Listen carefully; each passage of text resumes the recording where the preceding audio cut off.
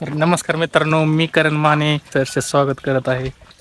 तर व्हिडिओ बनवायचं कारण म्हणजे आज सुट्टी होती, तुम्हाला तर माहिती आहे. मी तर सुट्टीचाच व्हिडिओ बनवतो. तर मित्रांना कॉल केला की त्यांच्या घरच्या इथं आंबे तोडायचे.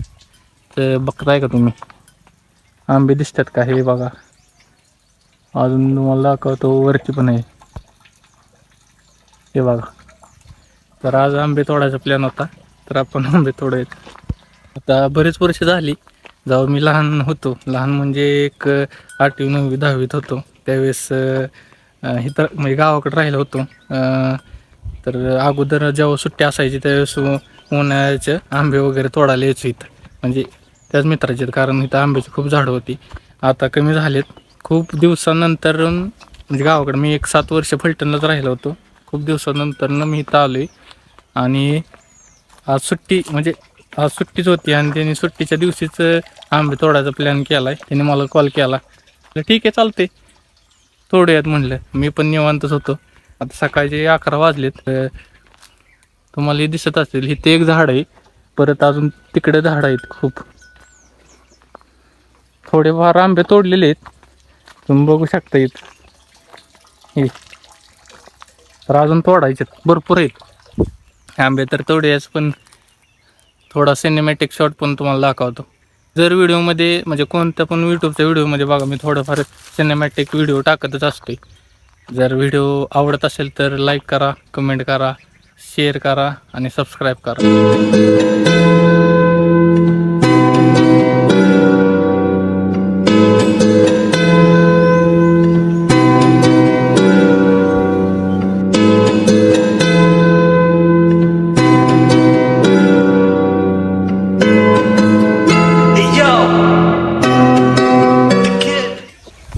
तर मित्राचा वडील आहेत आंबा काढायला, तर आंबा काढत होतो.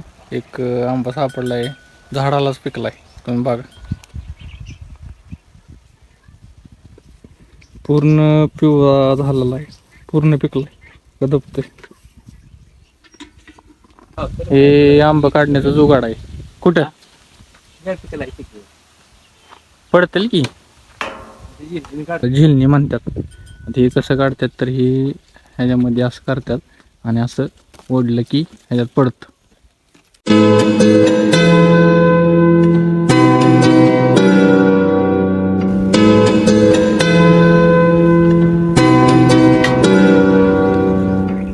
हा बघा, सगळा पिकला आंबा. हा बोल आता. हाय, मेरा नाम आर्या है, मैं फर्स्ट क्लास में पढ़ती हूँ। मैं जदों तेरे मोढे उत्ते सिर रखिया, ये तो सच्ची समा भी हसीन कोई सोनिया भी लगणगियां फिर बारी. हे बघा आंबा तोडल्यात. त्या बादलीतून ह्याच्यात ओतायचं, परत ही बादली मोकळी वर न्यायची, त्यात परत आंबे टाकायचे.